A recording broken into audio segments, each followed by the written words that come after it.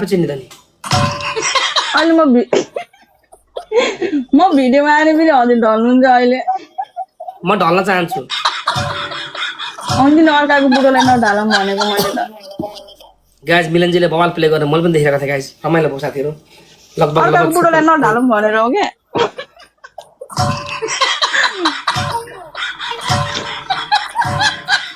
डाक्टरले के भन्छ बर्दघाट चिसा पानीबाट म बर्दघाटबाट हो चिसा पानी हो कि पिसा पानी हो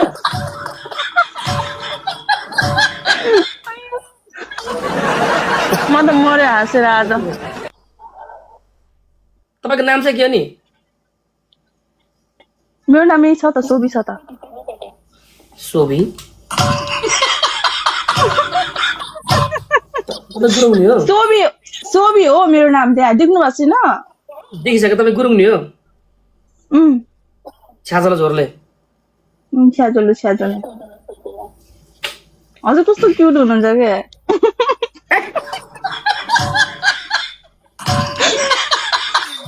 कस्तो ल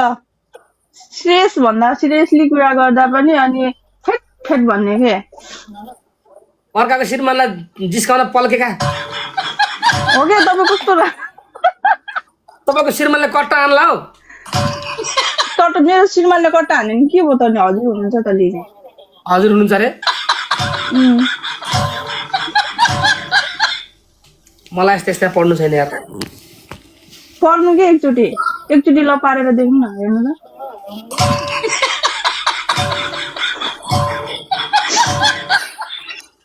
यो गेम जिताऊ है किन अर्काको श्रीमान लाइन हानेर हाने यार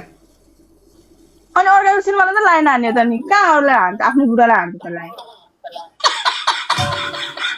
अर्कालाई श्रीमानलाई हान्दा आफ्नो श्रीमानले लात्ताले भकुरलाई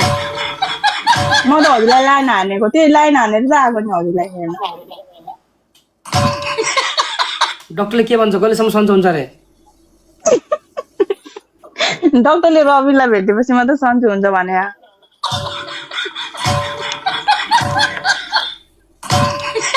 सबै केटी यस्तै किन पर्छ यार हो के हजुरलाई भेटेपछि मात्रै सन्चो हुन्छ भने मलाई डाक्टरले के गर्नु डाक्टर हो म यार अनि हजुर डाक्टर हो त नि अरूको बुढीलाई सन्चो बनाउने डाक्टर हो अरे त नि अरे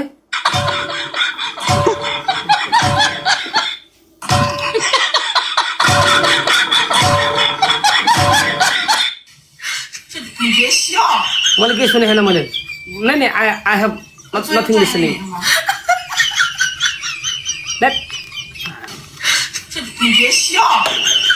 साइको यार साइको रे ल हजुर अब मन पर्यो भन्दा पनि साइको हुन्छ त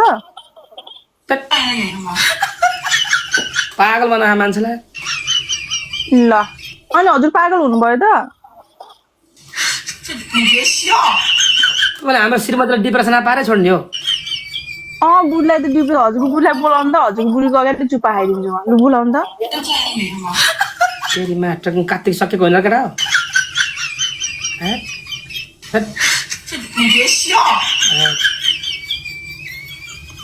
म त गएँ यार हुन्छ खुसी लाग्यो म जान्छु ल एकछिन बोल्नु न हट म गएँ यार